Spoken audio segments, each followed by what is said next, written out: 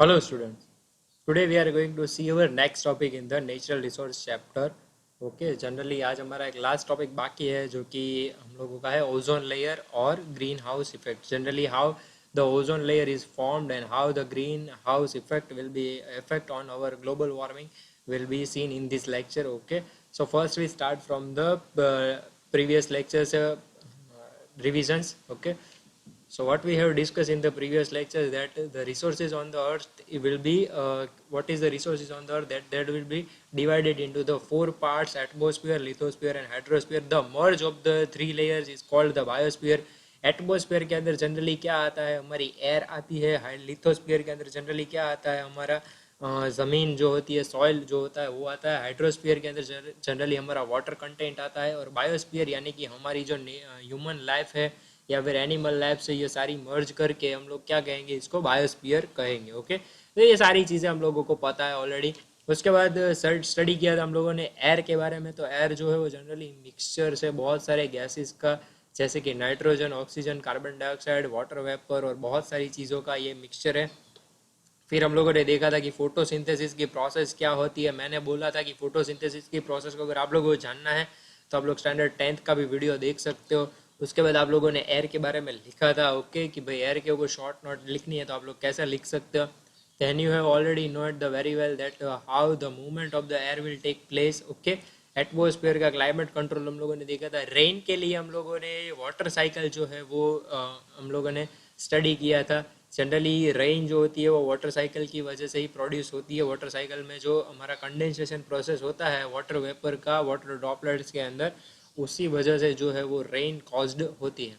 उसके बाद we have seen the air pollution and air topic. Okay, air के बाद हम लोगों ने एयर पोल्यूशन का देखा था, फिर हम लोगों ने रेन का देखा था.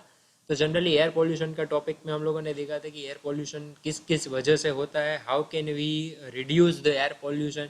सो जनरली ये बहुत ही आइडियल कंडीशन और प्रैक्टिकल कंडीशंस की बात है कि भाई आइडियल कंडीशंस में हम लोगों को ये करना चाहिए, बट हम लोग प्रैक्टिकली में ये सारी चीज़ें नहीं कर रहे हैं. अभी मैं बोलूँगा कि आप लोगों को व्हीकल्स नहीं चलाने चाहिए. So it will be the ideal conditions to remove the reduce to air pollution, but it will be not applicable by practical situation. क्योंकि हम लोग अगर व्हीकल नहीं चलाएंगे तो हम लोगों को एक जगह से दूसरी जगह पर पहुंचना है तो वो इजीली नहीं पहुंच पाएंगे.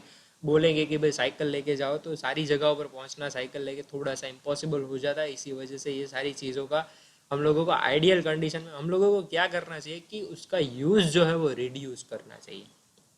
क्योंकि रिड्यूस जितना करेंगे हम लोग यूज़ उतना ही उसका क्या होगा, हमारा जो है पॉल्यूशन कम होगा. ओके, जितना रिड्यूस करते जाएंगे उतना पॉल्यूशन हमारा कम होता जाएगा. ओके, पूरा बंद नहीं कर सकते लेकिन उसको रिड्यूस कर सकते.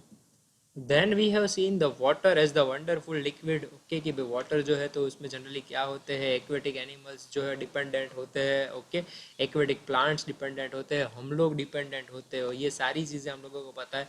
फिर हम लोगों ने ऑलरेडी स्टडी किया है वाटर पॉल्यूशंस के बारे में. स्टैंडर्ड 8 में आप लोगों में से बहुत ने ऐसा प्रोजेक्ट भी बनाया था कि भाई एयर पॉल्यूशन जो है उसकी वजह से क्या डिसएडवांटेज हो रहे हैं, वाटर पॉल्यूशन है तो उसकी वजह से क्या डिसएडवांटेजेस हो रहे हैं. ये सारी चीज़ें आप लोगों को ऑलरेडी पता है. Then we have study about the soil. Soil की स्टडी की थी कि फॉर्मेशन ऑफ सॉइल किस तरह से होता है. सॉइल का जो जनरली फॉर्मेशन होता है उसमें कौन कौन सी चीज़ें आती है, कौन कौन सी चीज़ें नहीं आती है. फिर हम लोगों ने देखा था कि भाई सॉइल पॉल्यूशन कैसे होता है. जनरली सॉइल इरोजन और सॉइल पॉल्यूशन के बारे में हम लोगों ने स्टडी किया था कि भाई एक जगह से दूसरी जगह पर जो है वो एयर जो है विंड्स के पार्टिकल वो क्या करते हैं, न्यूट्रिशंस पार्टिकल जो सॉइल के ऊपर होते हैं वो एक जगह से दूसरी जगह पर लेकर जाते हैं. इस वजह से सॉइल का जो होता है वो इरोजन हो जाता है. जनरली ज़्यादा बारिश होने की वजह से भी सॉइल इरोजन हो जाता है. अभी इतनी ज़्यादा बारिश हुई है कि बहुत ज़्यादा ऐसे गांव और है जहाँ पर क्या हो रहा है, सॉइल इरोजन हो गया है. तो जनरली ये भी चीज़ें हम लोगों को ऑलरेडी पता है. ओके, ये सारी चीज़ें आप लोगों ने स्टडी की है ऑलरेडी. ओके, और आप लोगों ने लिखी भी है. Then we have study about the biogeochemical cycles. So in that topic we have study about the what is the water cycle, what is the nitrogen cycle, what is the carbon cycle and what is the oxygen cycle. इसमें से carbon cycle और nitrogen cycle बहुत ही important है. Okay, मैंने already बता रखा है और ऑलरेडी स्टैंडर्ड 8 के टॉपिक में भी नाइट्रोजन साइकिल को एक्सप्लेन किया है. अगर आप लोगों को नाइट्रोजन साइकिल अगर समझ में नहीं आ रहा है तो स्टैंडर्ड 8 का जो नाइट्रोजन साइकिल वाला लेक्चर है वो भी आप लोग देख सकते हो, उसमें मैंने पूरा डिस्क्रिप्शन में एक्सप्लेन किया है। ओके, आप लोगों को थोड़ा सा मैंने शॉर्ट में इसीलिए एक्सप्लेन किया था, generally because of the you have already studied in the standard 8, so that is the reason why we have described into the short version. Okay, उसके बाद हम लोगों ने कार्बन साइकिल जो है वो भी स्टडी किया था कि भाई कार्बन साइकिल है तो उसमें जनरली हम लोगों ने दो पार्ट्स के अंदर डिवाइड कर दिया था कि जनरली एक तो है वो जो ऑर्गेनिक कंपाउंड्स में चला जाता है, दूसरा जो है वो रेस्पिरेशन की प्रोसेस में कार्बन जो है वो कैसे आता है। फिर हम लोगों ने सारी चीज़ों के बारे में स्टडी किया था, हम लोगों ने स्टेप 1 और स्टेप 2 सिर्फ याद रखे थे, उसके ऊपर से पूरी साइकिल को क्रिएट किया था। ओके, ऑक्सीजन साइकिल जो कि बहुत ही इजी है आपका टॉपिक हो गया। ऑक्सीजन जो एटमॉस्फेयर का है, रेस्पिरेशन से कहाँ जाएगा, फोटोसिंथेसिस में, और फोटोसिंथेसिस से कहाँ आएगा, फिर से एटमॉस्फेयर के अंदर ऑक्सीजन आ जाएगा। ओके, तो ये सारी चीज़ें आप लोगों को ऑलरेडी पता है। आज हम दो चीज़ों के बारे में स्टडी करेंगे, जो है कि ग्रीन हाउस इफेक्ट और ओजोन लेयर क्या है। जनरली ओजोन लेयर जो है उसके बारे में स्टडी करने से पहले ग्रीन हाउस इफेक्ट के बारे में देख लेते हैं।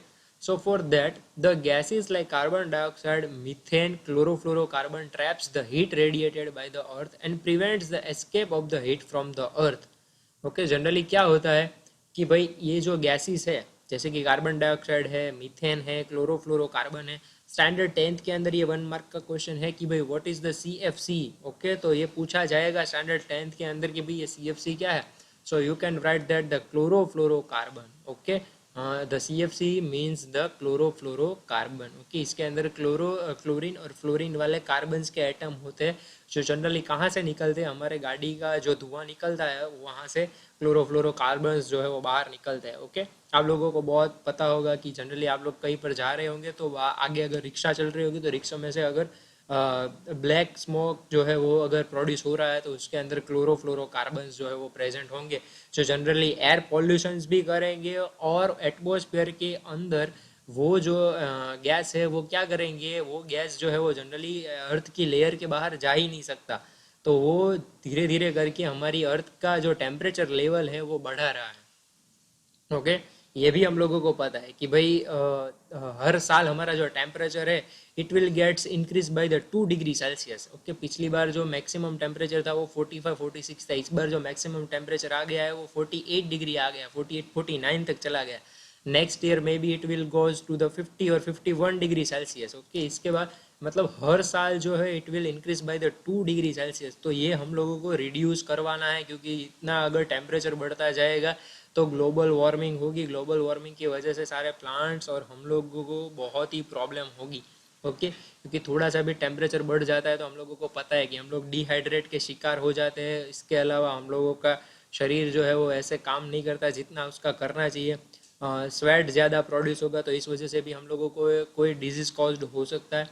तो ये बहुत ज़्यादा हम लोगों को करवाना है कि भाई जितना हो सके उतना हम लोगों को ये सारे गैसेस है जो हम लोगों को डैमेज करते हैं उसको क्या करवाना है, हम लोगों को रिड्यूस करवाना है। ओके,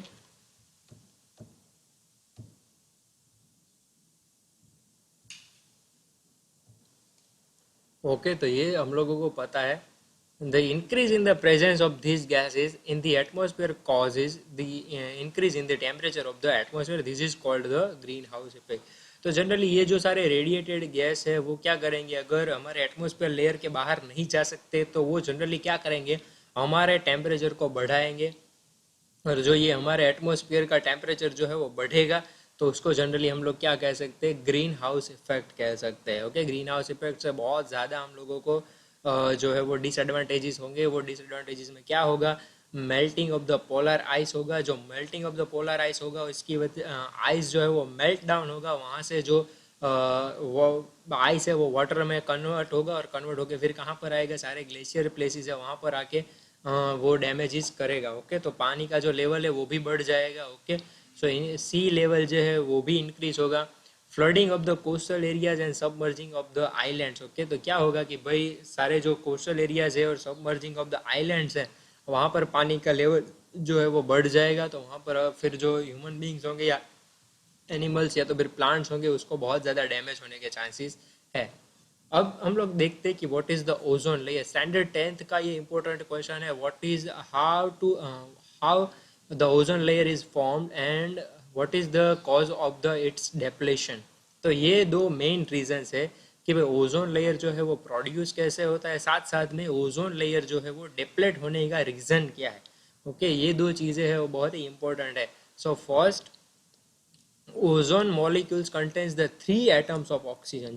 जनरली जो एटमॉस्फेयर के अंदर पॉसिबल नहीं है वैसे ऑक्सीजन के एटम से ये ओजोन लेयर बना हुआ है। ओके, इसी वजह से इसको रिफॉर्म्ड करवाना हमारे हाथ में नहीं है, क्योंकि ये ऑक्सीजन के 3 एटम से बना हुआ है। अगर 2 एटम से बना हुआ होता तो हम लोग उसको क्या कर सकते थे, फिर से रिपेयर कर सकते थे, फिर से बना सकते थे। लेकिन ये ऑक्सीजन के 3 एटम से बना हुआ है, जो कि जनरली हमारे हाथ में है नहीं। ओके, कि भाई ऑक्सीजन को डिवाइड करना और फिर उसके एक मॉलिक्यूल को ऑक्सीजन के 2 मॉलिक्यूल के साथ मिक्स करना। इसी वजह से आपसे आपको प्राइमरी से यही बताया जा रहा है कि अगर एक बार ओजोन लेयर जो है वो हमारा ख़त्म हो गया तो क्या होगा। जनरली हमारे अल्ट्रा वायोलेट रेज जो है वो हमारी ज़मीन पर आ रहे होंगे, वो जनरली क्या करेंगे, हम लोगों को स्किन कैंसर करवा सकते हैं, टेम्परेचर बढ़ा सकते हैं। तो बहुत ज़्यादा जो है वो हम लोगों को डिसएडवांटेजेस होगा। ओके ओके, सेकेंड पॉइंट है, it is present in the atmosphere, the upper layer of the atmosphere. It is the poisonous gas. It protects the earth from the harmful ultraviolet radiations from the sun, which is harmful for the living organism. Okay, ultraviolet rays जो सीधा सन में से निकल के हमारी अर्थ पे आते हैं, वो कहाँ पर फिल्ट्रेशन होते हैं, वो ओजोन लेयर के अंदर फिल्ट्रेशन होते हैं। और वहाँ पे फिल्टर होने के बाद कहाँ पर आते हैं, हमारी अर्थ के ऊपर आते हैं जनरली। ओके, तो ये हम लोगों को पता है। तो मान लो कि अगर मैं ऊपर का लेयर ही हटा दूँ तो अल्ट्रावायोलेट रे सीधा मेरे स्किन के ऊपर आएंगे, सारे एनिमल्स के ऊपर आएंगे, सारे प्लांट्स के ऊपर गिरेंगे। तो उससे बहुत ज़्यादा जो है वो डिसएडवांटेज हो सकते हैं। तो अब हम लोग चेक करते हैं कि how it will goes depleted by us. Okay, कि भाई वो डिप्लेशन होने का रीज़न क्या है। तो वो रीज़न है जनरली क्लोरोफ्लोरोकार्बन्स जो होते हैं उसके एटम्स जो है कि वो डिस्ट्रॉय कर रहे हैं किसको, ओजोन लेयर को। इसी वजह से ऊपर मैंने आप लोगों को ऑलरेडी बता दिया कि CFC जो है वो बहुत ही इंपॉर्टेंट वर्ड है, आपको याद रखना है। क्यों? क्योंकि स्टैंडर्ड 10th के अंदर भी आता है इस वजह से। Okay, the ozone layer is being damaged by the carbon compounds like the chlorofluorocarbons. To prevent the damage of the ozone layer, the use of chlorofluorocarbon is being reduced. अगर chlorofluorocarbon को हम लोग प्रोड्यूस हो रहा है जो atmosphere के अंदर, वो रिड्यूस कर देंगे तो generally we can reduce the depletion of the ozone layer. Okay, it will cause the damage to the ozone layer. Okay, chlorofluorocarbon जो जनरली रेफ्रिजरेटर में से निकलता है, एसीज में से निकलता है, व्हीकल्स में से निकलता है। तो बहुत ही हम लोगों को ध्यान रखना पड़ेगा, क्लोरोफ्लोरोकार्बन से बचना पड़ेगा, ताकि हम लोग क्या कर सके, ओजोन लेयर को बचा सके। और ओजोन लेयर बचेगा तो अल्ट्रावायलेट रेडिएशन हम लोगों के ऊपर नहीं आएंगे। ओके, और दूसरा ये कि ग्रीन हाउस इफेक्ट जो है वो भी हम लोगों को बहुत ज़्यादा इफेक्ट कर रही है। So today you have to write the 2 question in your homework. मैं यहाँ पर लिख देता हूँ ताकि आप लोगों को पता चले।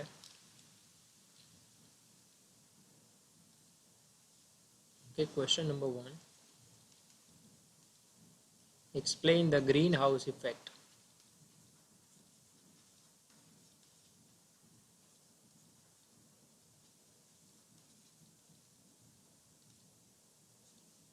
Okay, and question number 2,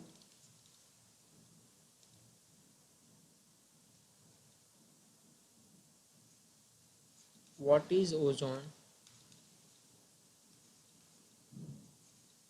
and how it gets damaged.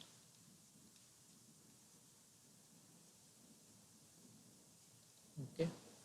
Okay, so that's it for today's lecture. If you had any kind of doubt, you can ask me in the comment section, you can ask me on the WhatsApp, or you can ask me in the Instagram. Okay, thank you so much for hearing this lecture. Till then, bye bye everyone. We will meet in the next lecture.